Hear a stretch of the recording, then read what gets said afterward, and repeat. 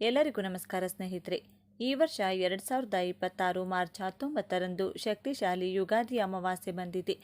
ಆ ಶಕ್ತಿಶಾಲಿ ಈ ದಿನ ಯಾರು ಈ ₹1 ಈ ಚಿಕ್ಕ ಪರಿಹಾರ ಮಾಡ್ತಾರೋ ಅವರಿಗೆ ವರ್ಷ ಪೂರ್ತಿ ಹಣ ಅಯಸ್ಕಾಂತದ ಹಾಗೆ ಬರ್ತಾನೆ ಇರುತ್ತೆ. ಜೀವನದಲ್ಲಿ ಸಾಕಷ್ಟು ಕಷ್ಟಗಳನ್ನು ಅನುಭವಿಸುತ್ತಿದ್ರೆ, ನೋವುಗಳಿಂದ ನೊಂದು ಬೆಂದು ಹೋಗಿದ್ರೆ ಈ ಒಂದು ಚಿಕ್ಕ ಪರಿಹಾರವನ್ನು ಮಾಡ್ಕೋಬಹುದು. ಕಷ್ಟ ಅಂದರೆ ಹಣಕಾಸಿನ ಸಮಸ್ಯೆ ಆಗಿರಬಹುದು, ಮತ್ತು ವ್ಯಾಪಾರ ವ್ಯವಹಾರದಲ್ಲಿ ಆಗುವಂಥ ಸಮಸ್ಯೆ ಹಾಗೂ ಆರೋಗ್ಯದ ಸಮಸ್ಯೆನೇ ಆಗಿರಬಹುದು, ಮತ್ತು ಅಕ್ಕಪಕ್ಕದಿಂದ ಆಗುವ ಸಮಸ್ಯೆ, ಇಲ್ಲ ಕುಟುಂಬದಲ್ಲಿರುವ ಸಮಸ್ಯೆ, ಮಕ್ಕಳ ಮಾತು ಕೇಳದೇ ಇರುವಂಥದ್ದು. ಈ ಥರ ನಾನಾ ರೀತಿಯ ಸಮಸ್ಯೆಗಳನ್ನು ನಾವು ಪ್ರತಿನಿತ್ಯ ಅನುಭವಿಸ್ತಾ ಇರ್ತೀವಿ. ಈ ಥರ ಸಮಸ್ಯೆಗಳನ್ನು ಹೇಗೆ ದೂರ ಮಾಡಿಕೊಳ್ಳೋದು, ಈ ರೀತಿ ಸಮಸ್ಯೆಗಳಿಂದ ನಾವು ಯಾವಾಗ ಹೊರಗೆ ಬರೋದು, ಈ ಸಮಸ್ಯೆಗಳಿಗೆ ಪರಿಹಾರನೇ ಇಲ್ವಾ ಅಂತ ಗೊಂದಲದಲ್ಲಿರ್ತೀವಿ.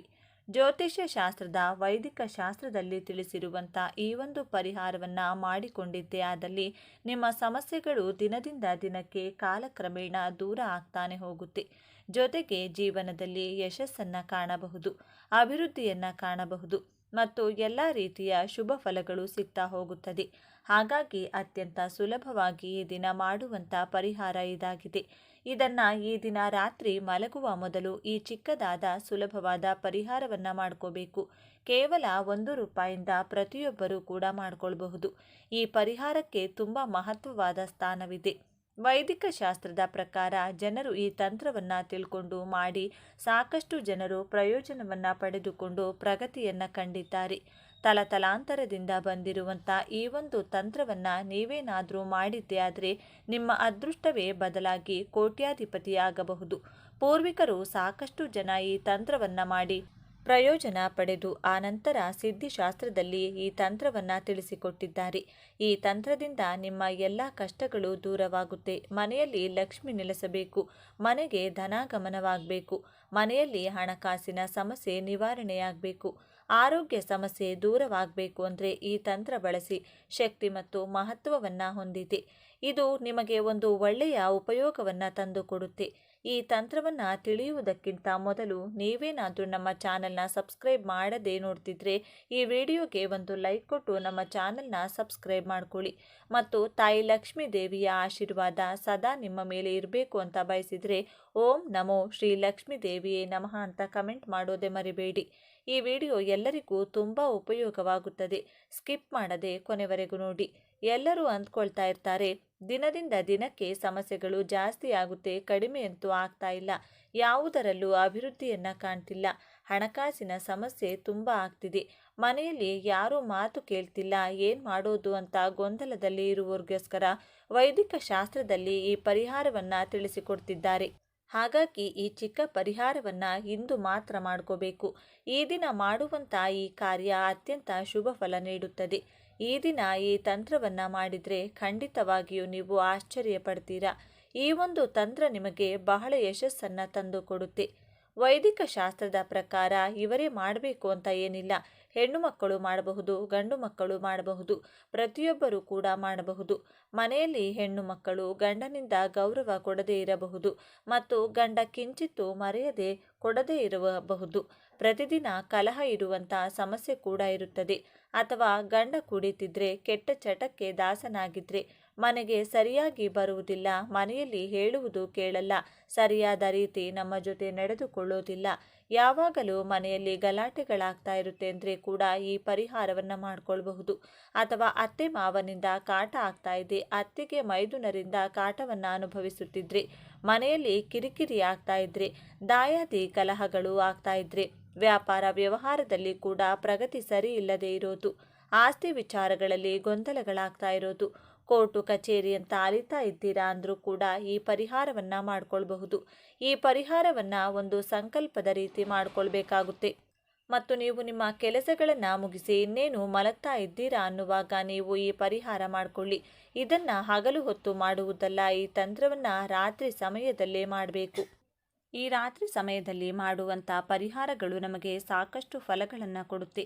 ಹಾಗೆಯೇ ಮನೆಯಲ್ಲಿರುವ ನಕಾರಾತ್ಮಕ ಶಕ್ತಿ ಮತ್ತು ದುಷ್ಟ ಶಕ್ತಿಯನ್ನು ಹೊರಹಾಕುತ್ತದೆ.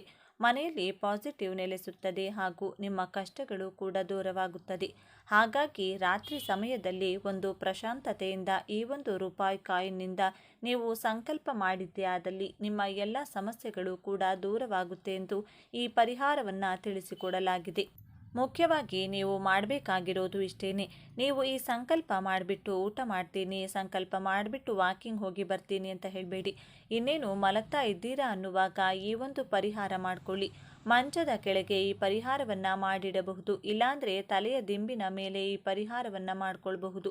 ಆದರೆ ಯಾವುದೇ ಕಾರಣಕ್ಕೂ ಬೀಳಿಸುವಂಥದ್ದು ಚೆಲ್ಲುವಂಥದ್ದು ಮಾಡುವ ಹಾಗಿಲ್ಲ. ಯಾಕೆಂದರೆ ಇದರ ಜೊತೆಗೆ ನೀರನ್ನು ಕೂಡ ಬಳಸ್ತಾ ಇದ್ದೀರಾ. ಈ ಪರಿಹಾರ ಹೇಗೆ ಮಾಡಬೇಕು ಅಂದರೆ, ಒಂದು ಗಾಜಿನ ಗ್ಲಾಸನ್ನು ತೆಗೆದುಕೊಳ್ಳಿ. ಗಾಜು ನಿಮಗೆ ಎಲ್ಲ ಶಾಸ್ತ್ರಗಳಲ್ಲಿ ಗೊತ್ತಿರುವ ಹಾಗೆ ಗಾಜು ಕುಜಕಾರಕ. ಹಾಗಾಗಿ ಗಾಜಿನ ಗ್ಲಾಸನ್ನು ತೆಗೆದುಕೊಂಡು ಅದರಲ್ಲಿ ನೀರನ್ನು ಹಾಕಬೇಕಾಗುತ್ತೆ. ನೀರನ್ನು ಹಾಕಿ ಇಟ್ಕೊಂಡು ನೀವಿನ್ನೇನು ಮಲಗ್ತಾ ಇದ್ದೀರಾ ಅನ್ನುವಷ್ಟರಲ್ಲಿ ನಿಮ್ಮ ಕಷ್ಟಗಳನ್ನು, ನಿಮ್ಮ ನಷ್ಟಗಳನ್ನು, ನಿಮಗಾಗಿರುವಂಥ ತೊಂದರೆಗಳನ್ನು, ನಿಮಗೆ ಏನಾಗಬೇಕು, ನೀವು ನಿಮ್ಮ ಭವಿಷ್ಯದಲ್ಲಿ ಹೇಗಿರಬೇಕು, ಯಾವೆಲ್ಲ ಸಮಸ್ಯೆಗಳಿವೆ, ಎಲ್ಲ ಸಮಸ್ಯೆಗಳಿಗೆ ಪರಿಹಾರವಾಗಬೇಕು. ನಿಮ್ಮ ಮನಸ್ಸಿನ ಆಸೆ ಆಕಾಂಕ್ಷೆಗಳನ್ನು 7 ಬಾರಿ ಸಂಕಲ್ಪ ಮಾಡಿಕೊಳ್ಬೇಕು. ಕೈಯಲ್ಲಿ ನಾಣ್ಯವನ್ನು ಇಟ್ಕೊಂಡು 7 ಬಾರಿ ಸ್ವಲ್ಪ ಕೇಳುವ ರೀತಿಯಲ್ಲಿ ಹೇಳ್ಕೋಬೇಕು. ನೀವು ಮನಸ್ಸಿನಲ್ಲಿ ಎಲ್ಲ ಜ್ಞಾಪಿಸಿಕೊಂಡು ಕೈಯಲ್ಲಿ ನಾಣ್ಯ ಇಟ್ಕೊಂಡು 7 ಬಾರಿ ಸಂಕಲ್ಪ ಮಾಡಿಕೊಂಡು ಇನ್ನೇನು ನೀವು ಮಲಗುವ ಮುನ್ನ ಆ ನೀರಿನ ಗ್ಲಾಸ್ನಲ್ಲಿ ನೀವು 1 ರೂಪಾಯಿ ಕಾಯಿನನ್ನು ಹಾಕಬೇಕು. ಕಾಯಿನನ್ನು ಹಾಕಿಬಿಟ್ಟು ತಲೆದಿಂಬಿನ ಮೇಲೆ ಆದರೂ ಇಟ್ಕೊಳ್ಬೋದು. ಹೊಟ್ಟೆಯಲ್ಲಿ ಕೈ ತಾಗಬಾರದು, ನೀರು ಚೆಲ್ಲಬಾರದು. ಆ ರೀತಿ ಜಾಗ ನೋಡಿಕೊಂಡು ಆ ಗ್ಲಾಸ್ನ ಇಟ್ಕೋಬೇಕು. ಮಂಚದ ಮೇಲೆ ಮಲಗುವವರು ಮಂಚದ ಕೆಳಗೆ ಇಟ್ಕೊಳ್ಬಹುದು. ಯಾಕೆಂದರೆ ಕೆಳಗೆ ಖಾಲಿ ಜಾಗ ಇರುತ್ತೆ. ಇಲ್ಲ ಮಂಚ ಇಲ್ಲದೆ ಮಲಗುವವರು ತಲೆದಿಂಬಿನ ಮೇಲೆ ಕೈ ತಾಗದೆ ನೀರು ಚೆಲ್ಲದ ಹಾಗೆ ಇಟ್ಕೋಬೇಕು. ಈ ರೀತಿ ನೀವು ಪರಿಹಾರ ಮಾಡಿಕೊಂಡ್ರೆ ರಾತ್ರೋರಾತ್ರಿ ನಿಮ್ಮ ಸಮಸ್ಯೆಗಳೆಲ್ಲ ದೂರವಾಗುತ್ತದೆ. ಅಂದರೆ ಒಂದು ದಿನಕ್ಕಲ್ಲ, ಕಾಲಕ್ರಮೇಣ ದಿನದಿಂದ ದಿನಕ್ಕೆ ನಿಮ್ಮ ಕಷ್ಟಗಳು ದೂರವಾಗ್ತಾ ಹೋಗುತ್ತದೆ. ಇದನ್ನು 3ರಿಂದ 4 ಹುಣ್ಣಿಮೆ ಈ ಪರಿಹಾರವನ್ನು ಮಾಡಿದರೆ ಇದರ ರಿಸಲ್ಟ್ ನಿಮಗೆ ಗೊತ್ತಾಗುತ್ತದೆ. ತುಂಬ ಬದಲಾವಣೆ ಆಗ್ತಾ ಹೋಗುತ್ತದೆ. ನೀವು ಜೀವನದಲ್ಲಿ ಹಣಕಾಸಿನಲ್ಲಿ ಅಭಿವೃದ್ಧಿ ಆಗ್ತಾ ಹೋಗುತ್ತದೆ. ಮತ್ತು ಆ ನೀರನ್ನು ನೀವು ಬೆಳಿಗ್ಗೆ ಎದ್ದ ತಕ್ಷಣ ಯಾವುದಾದರೂ ಹಸಿರು ಗಿಡಕ್ಕೆ ಚೆಲ್ಲಬೇಕು. ತುಳಸಿ ಗಿಡಕ್ಕೆ ಚೆಲ್ಲಿದರೆ ತುಂಬ ಒಳ್ಳೆಯದಾಗುತ್ತದೆ. ತುಳಸಿ ಗಿಡ ಇಲ್ಲ ಅಂದರೆ ಯಾವುದಾದರೂ ಹಸಿರು ಗಿಡಕ್ಕೆ ಚೆಲ್ಲಬೇಕು. ಮತ್ತು ಆ 1 ರೂಪಾಯಿ ನಾಣ್ಯವನ್ನು ನೀವು ಪರ್ಸ್ನಲ್ಲಿ ಇಟ್ಕೊಳ್ಬೇಕು. ಮತ್ತು ಆ 1 ರೂಪಾಯಿ ನಾಣ್ಯದಿಂದ 10 ರೂಪಾಯಿ ಇಲ್ಲ 20 ರೂಪಾಯಿ ನೋಟಿಗೆ ಅಥವಾ ಯಾವ ನೋಟಾದರೂ ಪರವಾಗಿಲ್ಲ ಮುಟ್ಟಿಸಿ ಅದನ್ನು ಯಾರಿಗಾದರೂ ಅಗತ್ಯ ಇರುವವರಿಗೆ ದಾನ ಮಾಡಿ. ಇಲ್ಲಾಂದರೆ ಅದರಿಂದ ಊಟವನ್ನು ತೆಗೆದುಕೊಂಡು ಆ ಊಟ ಯಾರಿಗೆ ಅವಶ್ಯಕತೆ ಇರುತ್ತೋ, ಯಾರಿಗೆ ಅಗತ್ಯ ಇರುತ್ತೋ ಅವರಿಗೆ ದಾನ ಮಾಡಿ. ಈ ರೀತಿ ನೀವೇನಾದರೂ ಮಾಡಿ ಆದಲ್ಲಿ ನಿಮ್ಮ ಕರ್ಮಫಲ ದೂರವಾಗುವುದು ಖಚಿತ. ಅದರಿಂದ ಒಳ್ಳೆಯ ಫಲ ಸಿಗುತ್ತದೆ. ಆದ್ದರಿಂದ ಆ ಫಲವನ್ನು ನೀವು ಕಾಣ್ತಾನೆ ಹೋಗ್ತೀರಾ ಮತ್ತು ಅನುಭವಿಸ್ತಾನೆ ಇರ್ತೀರಾ. ಜೀವನದಲ್ಲಿ ಎಲ್ಲದರಲ್ಲೂ ಪ್ರಗತಿಯನ್ನು ಕಾಣ್ತಾ ಹೋಗ್ತೀರಾ. ನೋಡಿದ್ರಲ್ಲ ಸ್ನೇಹಿತರೆ, ಈ ಮಾಹಿತಿ ನಿಮಗೆ ಇಷ್ಟ ಆಗಿದೆ ಅಂತ ಅಂದ್ಕೊಂಡಿದ್ದೇವೆ. ಇಷ್ಟ ಆಗಿದ್ದರೆ ದಯವಿಟ್ಟು ಈ ವಿಡಿಯೋಗೆ ಒಂದು ಲೈಕ್ ಕೊಡಿ. ಇನ್ನು ಹೆಚ್ಚಿನ ಮಾಹಿತಿಗಾಗಿ ನಮ್ಮ ಚಾನಲ್ನ ಸಬ್ಸ್ಕ್ರೈಬ್ ಮಾಡಿಕೊಳ್ಳಿ. ಸಾಧ್ಯವಾದರೆ ಈ ವಿಡಿಯೋವನ್ನು ನಿಮ್ಮ ಫ್ರೆಂಡ್ಸ್ ಆ್ಯಂಡ್ ಫ್ಯಾಮಿಲಿ ಹಾಗೂ ಗ್ರೂಪ್ಗಳಿಗೆ ಶೇರ್ ಮಾಡಿ. 500 ವರ್ಷಗಳ ನಂತರ 5 ರಾಜಯೋಗ. ಈ ರಾಶಿಗೆ ಅದೃಷ್ಟದ ಬಾಗಿಲು ತೆರೆಯಲಿದೆ. ಒಳ್ಳೆಯ ಕಾಲ ಬರಲಿದೆ. ವೈದಿಕ ಜ್ಯೋತಿಷ್ಯದ ಪ್ರಕಾರ 500 ವರ್ಷಗಳ ನಂತರ 5 ರಾಜಯೋಗಗಳು ರೂಪುಗೊಳ್ಳುತ್ತಿವೆ. ಈ ಕಾರಣದಿಂದಾಗಿ 6 ರಾಶಿಯ ಜನರು ಉದ್ಯೋಗ ಮತ್ತು ವ್ಯವಹಾರದಲ್ಲಿ ಉತ್ತಮ ಯಶಸ್ಸನ್ನು ಪಡೆಯಬಹುದು. ಆ ಲಕ್ಕಿ ರಾಶಿಗಳ್ಯಾವುವು ಎಂಬುದನ್ನು ನೋಡೋಣ ಬನ್ನಿ. ಜ್ಯೋತಿಷ್ಯ ಶಾಸ್ತ್ರದ ಪ್ರಕಾರ ಗ್ರಹಗಳ ಸಂಚಾರವು ಮಂಗಳಕರ ರಾಜಯೋಗವನ್ನು ರೂಪಿಸುತ್ತವೆ. 500 ವರ್ಷಗಳ ನಂತರ ಬುಧಾದಿತ್ಯ ರಾಜಯೋಗ, ಮಾಲವ್ಯ ರಾಜಯೋಗ, ಶಶ ರಾಜಯೋಗ, ಗಜಲಕ್ಷ್ಮಿ ರಾಜಯೋಗ ಮತ್ತು ಲಕ್ಷ್ಮೀನಾರಾಯಣ ರಾಜಯೋಗ ಎಂಬ 5 ರಾಜಯೋಗಗಳು ಒಟ್ಟಿಗೆ ರೂಪುಗೊಂಡಿವೆ. ಈ ರಾಜಯೋಗದ ಪರಿಣಾಮವು ಎಲ್ಲ ರಾಶಿಚಕ್ರ ಚಿಹ್ನೆಗಳ ಜನರ ಮೇಲೆ ಕಂಡುಬರುತ್ತದೆ. ಆದರೆ ಕೆಲವು ರಾಶಿಚಕ್ರ ಚಿಹ್ನೆಗಳ ಅದೃಷ್ಟವು ಬೆಳಗಬಹುದು. ಅಲ್ಲದೆ ಈ ರಾಶಿಚಕ್ರದ ಚಿಹ್ನೆಗಳು ವೃತ್ತಿ ಮತ್ತು ವ್ಯವಹಾರದಲ್ಲಿ ಪ್ರಗತಿಯನ್ನು ಪಡೆಯಬಹುದು. ಆ ಲಕ್ಕಿ ರಾಶಿಗಳ್ಯಾವುವು, ಯಾರು ಎಂಬುದನ್ನು ತಿಳಿಯೋಣ. ಅದಕ್ಕೂ ಮುಂಚೆ ನೀವಿನ್ನು ಚಾನಲ್ಗೆ ಸಬ್ಸ್ಕ್ರೈಬ್ ಆಗಿಲ್ಲ ಅಂದರೆ ಈಗಲೇ ಸಬ್ಸ್ಕ್ರೈಬ್ ಆಗಿ. ಹಾಗೆ ವಿಡಿಯೋಗೆ ಲೈಕ್ ಮಾಡಿ, ವಿಡಿಯೋ ಸ್ಕಿಪ್ ಮಾಡದೆ ಕೊನೆ ತನಕ ನೋಡಿ. ಮಿಥುನ ರಾಶಿ. 5 ರಾಜಯೋಗದ ರಚನೆಯು ನಿಮಗೆ ಪ್ರಯೋಜನಕಾರಿ. ಈ ಅವಧಿಯಲ್ಲಿ ನೀವು ಕೆಲಸ ಮತ್ತು ವ್ಯವಹಾರದಲ್ಲಿ ಯಶಸ್ಸನ್ನು ಪಡೆಯುತ್ತೀರಿ. ಇದರ ಹೊರತಾಗಿ ನಿಮ್ಮ ಯೋಜಿತ ಯೋಜನೆಗಳಲ್ಲಿ ಕೆಲಸ ಮಾಡಲು ಸಮಯವು ತುಂಬ ಒಳ್ಳೆಯದು. ಈ ಅವಧಿಯಲ್ಲಿ ಪ್ರಾರಂಭಿಸಿದ ಕೆಲಸವು ಭವಿಷ್ಯದಲ್ಲಿ ಉತ್ತಮ ಫಲಿತಾಂಶಗಳನ್ನು ನೀಡುತ್ತದೆ. ಈ ಅವಧಿಯಲ್ಲಿ ನೀವು ಹೂಡಿಕೆಯಿಂದ ಲಾಭವನ್ನು ಪಡೆಯುತ್ತೀರಿ. ಅಲ್ಲದೆ ಈ ಸಮಯದಲ್ಲಿ ನೀವು ದೇಶ ಮತ್ತು ವಿದೇಶಗಳಲ್ಲಿ ಪ್ರಯಾಣಿಸಬಹುದು. ಅಲ್ಲಿ ನೀವು ಗೌರವ ಮತ್ತು ಪ್ರತಿಷ್ಠೆಯನ್ನು ಪಡೆಯುತ್ತೀರಿ. ಮಿಥುನ ರಾಶಿಯವರಿಗೆ ಪ್ರಮುಖ ದಿನವಾಗಿದೆ. ಮಿಥುನ ರಾಶಿಯ ಜನರು ಸಂವಹನ ಕೌಶಲ್ಯವನ್ನು ಹೊಂದಿರುತ್ತಾರೆ. ಇಂದು ಪ್ರಗತಿಗೆ ಉತ್ತಮ ಅವಕಾಶಗಳನ್ನು ಪಡೆಯುತ್ತಾರೆ. ಅವರ ವ್ಯಕ್ತಿತ್ವವು ಸುಧಾರಿಸುತ್ತದೆ. ಕೆಲಸದ ಸ್ಥಳದಲ್ಲಿ ನೀವು ಉದಾತ್ತತೆಯನ್ನು ತೋರಿಸುತ್ತೀರಿ. ಕಿರಿಯರ ತಪ್ಪುಗಳನ್ನು ಕ್ಷಮಿಸುವಿರಿ. ನಿಮ್ಮ ಜವಾಬ್ದಾರಿಗಳನ್ನು ಉತ್ತಮವಾಗಿ ಪೂರೈಸುವಿರಿ. ಧಾರ್ಮಿಕ ಚಟುವಟಿಕೆಗಳನ್ನು ಮಾಡುವುದರಿಂದ ಮಾನಸಿಕ ಶಾಂತಿಯು ಸಿಗುತ್ತದೆ. ಉದ್ಯೋಗಿಗಳಿಗೆ ತಮ್ಮ ವೃತ್ತಿ ಜೀವನದಲ್ಲಿ ಪ್ರಗತಿಗೆ ಅವಕಾಶಗಳು ಸಿಗುತ್ತವೆ. ನಿಮ್ಮ ಸಂಬಳದಲ್ಲಿ ಹೆಚ್ಚಳದ ಸೂಚನೆಗಳಿವೆ. ಕುಟುಂಬ ಜೀವನವು ಉತ್ತಮವಾಗಿರುತ್ತದೆ. ಮಕರ ರಾಶಿ 5 ರಾಜಯೋಗಗಳ ರಚನೆಯು ಮಕರ ರಾಶಿಯ ಜನರಿಗೆ ಮಂಗಳಕರವಾಗಿದೆ. ಈ ಅವಧಿಯಲ್ಲಿ ನೀವು ಕಾಲಕಾಲಕ್ಕೆ ಅನಿರೀಕ್ಷಿತ ಹಣದ ಲಾಭವನ್ನು ಪಡೆಯುತ್ತೀರಿ. ಈ ಅವಧಿಯಲ್ಲಿ ಕೆಲಸದ ಸ್ಥಳದಲ್ಲಿ ನಿಮಗೆ ಅನೇಕ ಹೊಸ ಮತ್ತು ದೊಡ್ಡ ಹಕ್ಕುಗಳನ್ನು ನೀಡಬಹುದು. ಉದ್ಯೋಗವನ್ನು ಹುಡುಕುತ್ತಿರುವ ಜನರು ಕೆಲವು ಉತ್ತಮ ಅವಕಾಶಗಳನ್ನು ಪಡೆಯಬಹುದು. ಈ ಅವಧಿಯಲ್ಲಿ ನೀವು ಸಿಕ್ಕಿಹಾಕಿಕೊಂಡ ಹಣವನ್ನು ಪಡೆಯುತ್ತೀರಿ. ಇದು ನಿಮ್ಮ ಆರ್ಥಿಕ ಸ್ಥಿತಿಯನ್ನು ಬಲಪಡಿಸುತ್ತದೆ. ಈ ಸಮಯದಲ್ಲಿ ನೀವು ಭೌತಿಕ ಆನಂದವನ್ನು ಪಡೆಯುತ್ತೀರಿ. ನೀವು ವಾಹನ ಅಥವಾ ಆಸ್ತಿಯನ್ನು ಸಹ ಖರೀದಿಸಬಹುದು. ಮಕರ ರಾಶಿಯವರಿಗೆ ಧನಾತ್ಮಕ ಫಲಿತಾಂಶಗಳನ್ನು ತರುತ್ತದೆ. ಮಕರ ರಾಶಿಯವರ ಜೀವನದಲ್ಲಿ ಇಂದು ಸಂತೋಷ ಮತ್ತು ತೃಪ್ತಿ ಇರುತ್ತದೆ. ಅವರ ಆರೋಗ್ಯ ಸಂಪೂರ್ಣವಾಗಿ ಸದೃಢವಾಗಿರುತ್ತದೆ. ನೀವು ವಿದೇಶದಿಂದ ಆಮದು ರಫ್ತು ವ್ಯವಹಾರವನ್ನು ಮಾಡುತ್ತಿದ್ದರೆ ನೀವು ಕೆಲವು ಒಳ್ಳೆಯ ಸುದ್ದಿಗಳನ್ನು ಕೇಳಬಹುದು. ನೀವು ಕೆಲಸದ ಸ್ಥಳದಲ್ಲಿ ಉತ್ತಮವಾಗಿ ಕಾರ್ಯನಿರ್ವಹಿಸುವ ಮೂಲಕ ಜನರನ್ನು ಆಶ್ಚರ್ಯಗೊಳಿಸುತ್ತೀರಿ. ನಿಮ್ಮ ಅಧಿಕಾರಿಗಳಿಂದ ಸಂಪೂರ್ಣ ಬೆಂಬಲವನ್ನು ಪಡೆಯುತ್ತೀರಿ. ನಿಮ್ಮೊಳಗಿನ ಶಕ್ತಿಯಿಂದಾಗಿ ನೀವು ಅಪೂರ್ಣ ಕಾರ್ಯಗಳನ್ನು ಪೂರ್ಣಗೊಳಿಸಲು ಸಾಧ್ಯವಾಗುತ್ತದೆ. ನೀವು ಹಿರಿಯರ ಸಲಹೆಯನ್ನು ಅನುಸರಿಸಿದರೆ ಅದು ನಿಮಗೆ ಒಳ್ಳೆಯದು. ಇಂದು ಲಕ್ಷ್ಮೀ ದೇವಿಯ ಆಶೀರ್ವಾದದಿಂದ ನಿಮ್ಮ ಸೌಕರ್ಯಗಳು ಹೆಚ್ಚಾಗುತ್ತವೆ. ಹೊಸ ಭೂಮಿ, ವಾಹನ, ಮನೆ ಇತ್ಯಾದಿಗಳನ್ನು ಖರೀದಿಸುವ ನಿಮ್ಮ ಆಸೆಯು ಈಡೇರುತ್ತದೆ. ಒಂಟಿ ಜನರು ಇಂದು ಸಮಾರಂಭದಲ್ಲಿ ವಿಶೇಷ ವ್ಯಕ್ತಿಯನ್ನು ಭೇಟಿಯಾಗಬಹುದು. ಅದು ಅವರಿಗೆ ತುಂಬ ಸಂತೋಷವನ್ನು ನೀಡುತ್ತದೆ. ಕುಟುಂಬದಲ್ಲಿ ಸಂತೋಷ ಮತ್ತು ಶಾಂತಿ ಇರುತ್ತದೆ. ನೀವು ಕುಟುಂಬ ಸದಸ್ಯರೊಂದಿಗೆ ಉತ್ತಮ ಸಮಯವನ್ನು ಕಳೆಯುತ್ತೀರಿ. ವೃಷಭ ರಾಶಿ 5 ರಾಜಯೋಗದ ರಚನೆಯು ನಿಮಗೆ ಅನುಕೂಲಕರವಾಗಿದೆ. ಆದ್ದರಿಂದ ಈ ಸಮಯದಲ್ಲಿ ನಿಮ್ಮ ಮಗುವಿಗೆ ಸಂಬಂಧಿಸಿದ ಕೆಲವು ಒಳ್ಳೆಯ ಸುದ್ದಿಗಳನ್ನು ನೀವು ಪಡೆಯಬಹುದು. ಅಲ್ಲದೆ ಈ ಅವಧಿಯಲ್ಲಿ ನಿಮ್ಮ ಆದಾಯವು ಮಹತ್ತರವಾಗಿ ಹೆಚ್ಚಾಗಬಹುದು.